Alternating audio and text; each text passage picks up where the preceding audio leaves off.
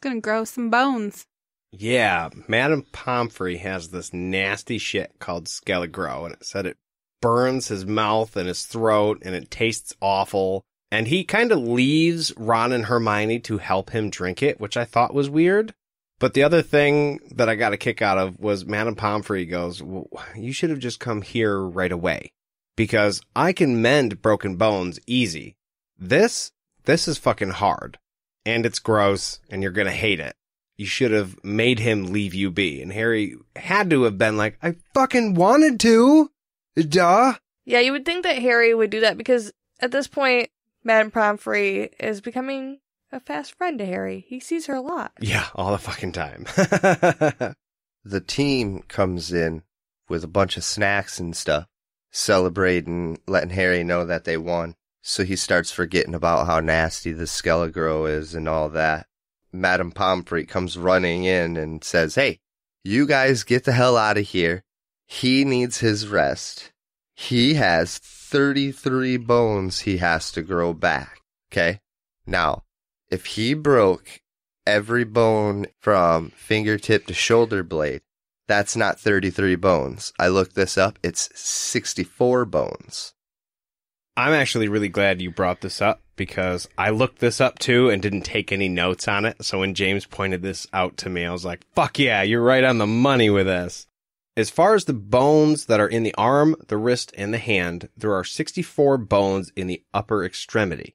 They consist of 10 shoulder and arm bones, 16 wrist bones, and 38 hand bones. So he has way more than 33 bones. He's gonna grow back fingerless. Right.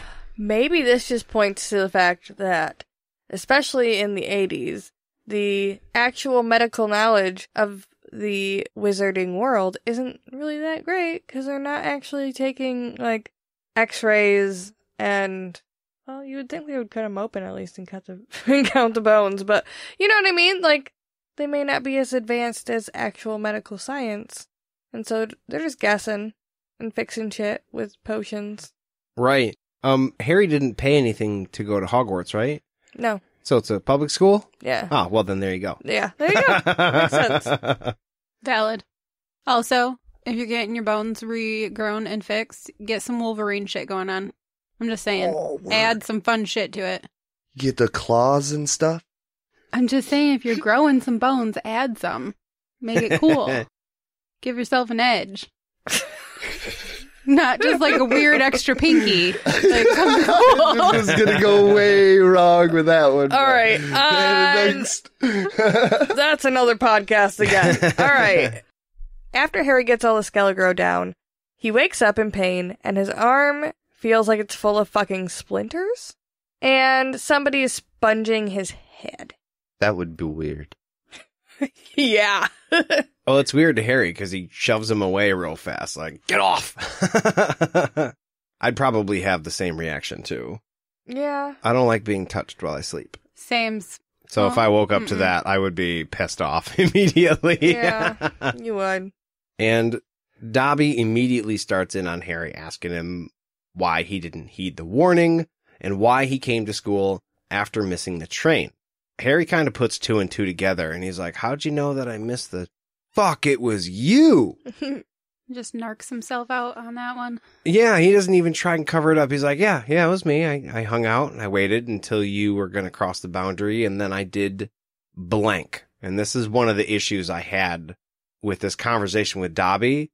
How is he able to do this? Is this just a thing you could do, or is it as simple as an adult just putting his hand on the gate so the child can't get through?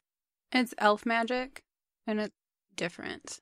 That could very well be. I don't know. That's my philosophy on that. Apparently, he's able to just turn that thing into a solid brick wall. And wouldn't that be your most cherished Saturday afternoon hangout? Like, watch this guy. Ready?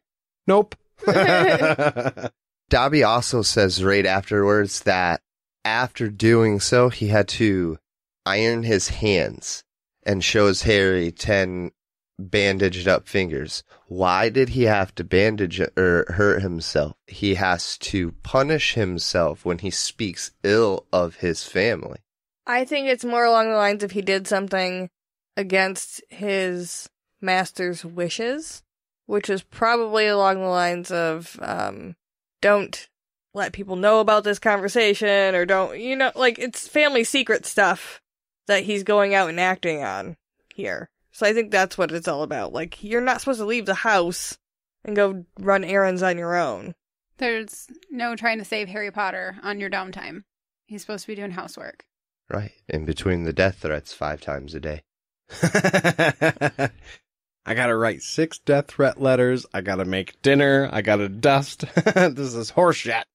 But he said he was so shocked when he learned that Harry was back at Hogwarts that he let his master's dinner burn. And he got the worst flogging of his life, which I think is pretty fucking serious for a child's book. Yeah. He's talking about getting whipped. Yeah. Like, whipped. It's not good. I build whips. They're serious fucking things. Yeah. You remember your ear? Yeah, I do remember my ear. That's the first thing I think of whenever I think somebody got whipped. I know it can be much worse than that. Super quick sidebar. I built my first whip and was super excited to use it. I ran outside in glee and I About cut swung that fucker as hard as I could and I damn near cut my ear off. And it is not a toy. Nope. No, and now I have this super badass thing. I've actually built a few more, but I don't properly know how to use it, and I've kind of gotten afraid of it. You haven't found, like, some Indiana Jones tutorial? Oh, there's a lot of guys online who show you how to make it look cool, but the cost of fucking up is just too much. Like, if you make a mistake, you're going to catch yourself in the back of the head. I've gotten it on the calf a couple of times, and it fucking hurts. Someday we're going to use it to swing over a ravine. It's going to be nice. Look, I just got goosebumps talking about this. It's no joke. It stings, man. But that's just by accident. Dobby's getting it for real. Yeah, that just brought the mood down. Well, Can Harry, you feel that? Yeah. Well, Harry starts to feel bad, too. Harry's feeling all shitty because he's realizing, looking at Dobby, that he's dressed really, really crappy and doesn't like his story, obviously. And notices it's a pillowcase that he's wearing, all dirty and ripped and whatnot. It's a romper. That's true. We discussed it. It's Yes, a we romper. did. Which, again, I'm going to bring up. Dobby explains to Harry that it's his clothes, and the reason he doesn't have nice clothes is because his masters can't present him with any article of clothing and will free a house elf forever and allow them to leave the home. Right. They got to be careful to not even pass him a sock, because then he'd be free to leave their house forever. So, I'm going to go into James mode for just a second. Here we go, yo. Granted, how do you get a house elf? We've discussed that, right? Mm-hmm. There's a shop. Once you get this house elf in your possession, I guess you could say, who's to say that house elf just doesn't pull Mr. Badass and say, no, you're going to deal with looking at me and me rubbing it on your shoulder every time I walk by you until you give me that pillowcase to put on, and bam, free. Pillowcase isn't clothes. If they gave it to him to wear, how did he start wearing it? If he didn't have to wear it, why wouldn't he just use that as a little bit of leverage? You know what I'm saying? I think what James is saying is he probably came with it, so they didn't give it to him in the first place. That was probably Dobby's from, I guess you would say, the house elf agency. But what James is saying is he would then take it off and saying, I'm not putting it back on, right, and you all have to look at my balls until you decide to hand me that thing so you don't have to look at my balls, thus setting me free. Okay, but what No. you're discounting is, like, slave mentality. Yeah. I would much rather take a couple lashes and still throw it in his face and laugh.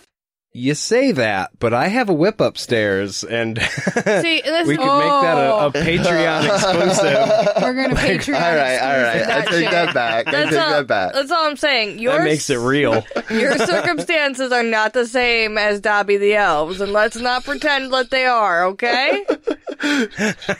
You don't know what goes on in our home. Yeah. I know, James, okay? I know enough.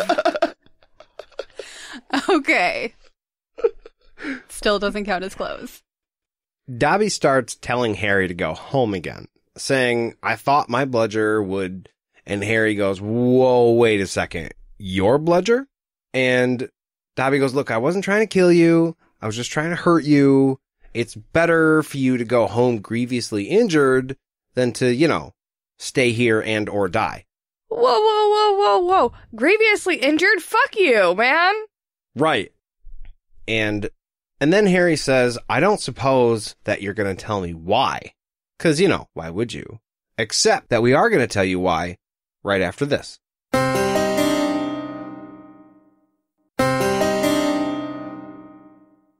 So we're back, and Dobby is giving us a little bit of information and some insight onto what's going on and the rhyme and reason behind his plot to stop Harry from going back to school, which failed. And he's telling Harry that he gave hope to the downtrodden and hopeless after Voldemort was defeated, basically. And so he's just trying to keep Harry safe.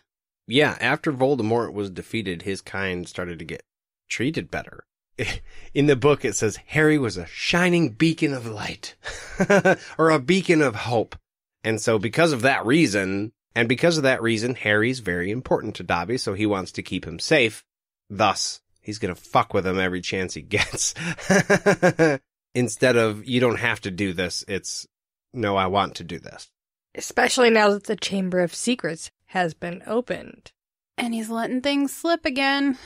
And that's when Harry's like, there is a Chamber of Secrets! Baha! I think he legit said that. Those were his exact words. Yeah. How much of the history is repeating itself? Is it just that the chamber is opened, or is everything exactly the same happening the way that it did before? Well, it doesn't really say what has happened before, so we can't really answer that question. Right. What? Dobby is saying this while Harry, he's like, why do I need to be worried? I'm not even Muggle-born. And Dobby is saying, yeah, bad shit has happened. You can't be here when it happens this time. History is going to repeat itself. And you need to you need to keep yourself safe, and you need to get out of here. But he keeps telling him to go home. And Harry, weirdly to me, I mean, it's all pertinent to the situation, but I just thought it was a weird time where he's like, hey, who is it, Dobby? Who opened it last time? My first thought was, who gives a shit about last time? Who opened it now? Because they're causing the problem now. Yeah, and how do you know about it? Obviously, it's not a good person who opens it due to the myth that we know, I guess you'd say. We don't know that to be fact quite yet, but we know it's nobody good. So who is it, fucker? Right, and Dobby's known about this since before school started, so give up some information, maybe? Right, you obviously know who it is. I think at this point, Harry's ready to let him take a beating on himself because he just wants to know. It's like, okay, Dobby, punish yourself, but just give me the deets already. Right, do what you gotta do. Right. Dobby just keeps saying, though, no, I can't tell. Can't tell, won't tell. He seems very stressed out about the fact that he can't tell. Well, lucky for him, we hear some footsteps coming, and he gets to, exit out of there real quick without giving up anymore. Yeah, he was right in the middle of a diatribe about how Harry Potter, he risks his own life, because he's not going to leave the school. He's so noble. And then again, telling him, but you got to get the fuck out of here when he hears the footsteps. Mm-hmm. And he goes, Dobby must go. There's a loud crack.